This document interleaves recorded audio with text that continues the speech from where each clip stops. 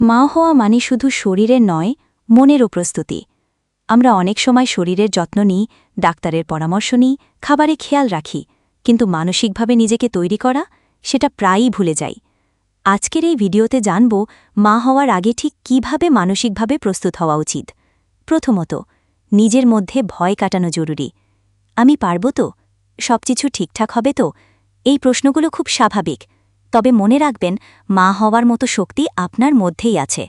আত্মবিশ্বাস করে তুলুন। দ্বিতীয়ত, সম্পর্কের প্রস্তুতি।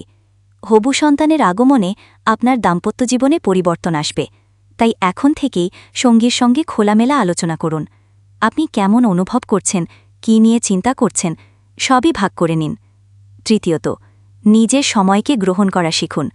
মা হওয়ার পর নিজেকে সময় দেওয়া কঠিন হয়ে পড়ে, তাই এখনই নিজেকে জানতে, বুঝতে, ভালোবাসতে শুরু করুন। নিজের শখ, নিজের মন এসবকেই গুরুত্ব দিন। চতুর্থত, সামাজিক চাপ থেকে নিজেকে মুক্ত করুন। কবে মা হচ্ছ? তুমি এতদিন না করছো কেন? এই প্রশ্নগুলো উপেক্ষা করতে শিখুন। মা হওয়া আপনার ব্যক্তিগত সিদ্ধান্ত, আর সেটি আপনার সময়ে। পঞ্চম, পেশাগত ও আর্থিক দিক ভেবে দেখুন। গর্ভাবস্থা ও শিশুর আগমনে জীবনযাত্রা বদলাবে, তাই আগে থেকেই কাজ ও আর্থিক প্রস্তুতি নেওয়া জরুরি। মনে রাখবেন, মানসিক প্রস্তুতি মানেই শুধু সাহস নয়, নিজের প্রতি সম্মান জানানো। আপনার মনে যদি ভয়, দুশ্চিন্তা বা দ্বিধা থাকে, জানবেন আপনি একা নন।